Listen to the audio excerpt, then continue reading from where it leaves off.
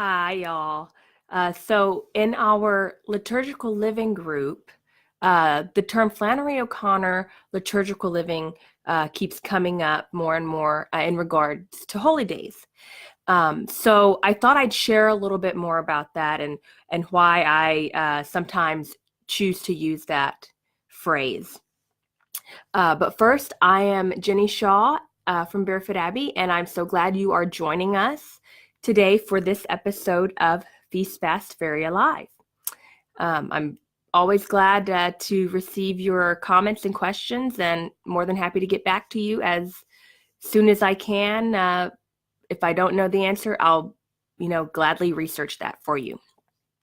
So don't hesitate to leave those in the comments. In our home, a Flannery O'Connor liturgical living is what we call the style of observing holy days when we're focusing on some of the more, grisly details, like a saint's means of martyrdom. Maybe some things that are, not as popularly known about the saint, things like that. So, but first, I wanted to touch on who Flannery O'Connor was, just in case she's not familiar to you. So Flannery O'Connor is one of my most favorite authors, and she was a Southern Catholic author of the mid-20th century. And her stories, they frequently looked at the less than savory sides of life and had unexpected twists and usually endings that weren't necessarily the happiest.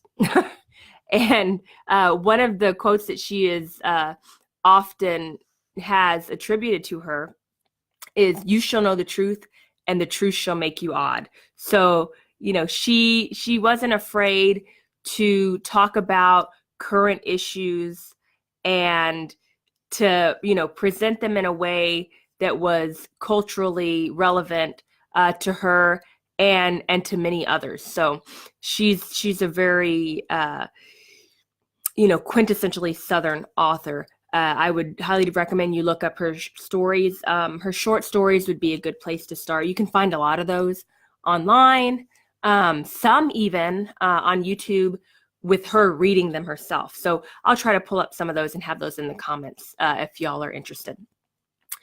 So as Catholics, how this relates is that we have no need to be afraid of the things that are spooky or macabre or anything like that. It's okay for us to have a little levity, about death, and even if it's some gruesome mode, however gruesome it may be, because we have the hope of everlasting life. And we know that in the end, we know who the champion is going to be. We know the Lord is going to be victorious over all evil, and we can stand on that. We can have faith in that and not have to worry about that. So it may seem like in the moment, historically, that the saints are getting the short end of the stick, that they're being defeated in death and things like that. But we know, as Catholics, as Christians, as those that believe in the resurrection, that, that's not the end of the story. They are going on. They are actually receiving their heavenly reward, and that's something that we can cling to. So now that we have a little bit more background, I wanted to share a few examples from our family of what this Flannery O'Connor liturgical living looks like. And I'd love for you to share any comments you may have, or any ideas, anything like that, questions in the comments section. So anything you can think of along these lines, that'd be great. Go ahead and share it, and then this will be shared in our liturgical living group, so we can get that information out to everyone. So in our family, this style of liturgical living began with my son's love of St. George Day, and that's on in April 23rd, I believe. And so the way that we began celebrating that day is by slaying our dragon bread, and we would get out metal skewers, from the grill, and they're basically stabbing, destroying this bread. Usually we have it for breakfast, and we have preserves or jam, whatever we may have on hand, strawberry, raspberry, anything will work, and we have that as the blood. So they get to have that special treat as part of the bread, and then it plays the role of that more macabre side, the more macabre detail for that day. And I mean, if you have sons, these ideas are really great. They're a great way to have them form connections with the saints, make friends with the saints, and have something that's memorable and that boys want to connect with. That's something that's going to stick out in their brains, and that's the whole point of liturgical living. All we're trying to do here, and what our main focus should be, is that we are trying to have our children make connections with the faith, with the saints, have it be something memorable that can be part of our family culture, to where when they are older, when they are adults, when there's that temptation to leave the church, they have those, hooks in them. They have those strings drawing them back in the net to stay within the faith. So we want to have that foundation there for them. And liturgical living in this way is a great option for that, a great way to do that, especially if you have boys. So I wanted to also talk about that first. The most well-known example that many of us probably already observe, in this type of liturgical living, is All Hallows Eve. So when, that the gore and spooky things tend to be a bit more culturally acceptable. So we're all probably doing a little bit of this already anyway.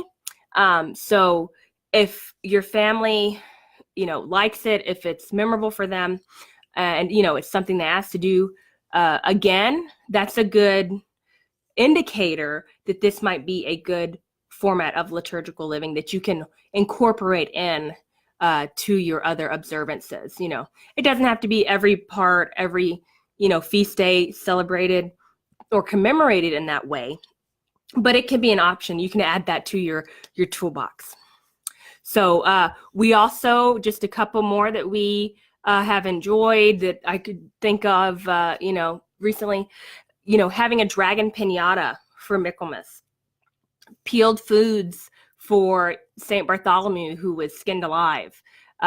You could have fried foods. That's a real popular one for the Feast of St. John. So that was December 27th.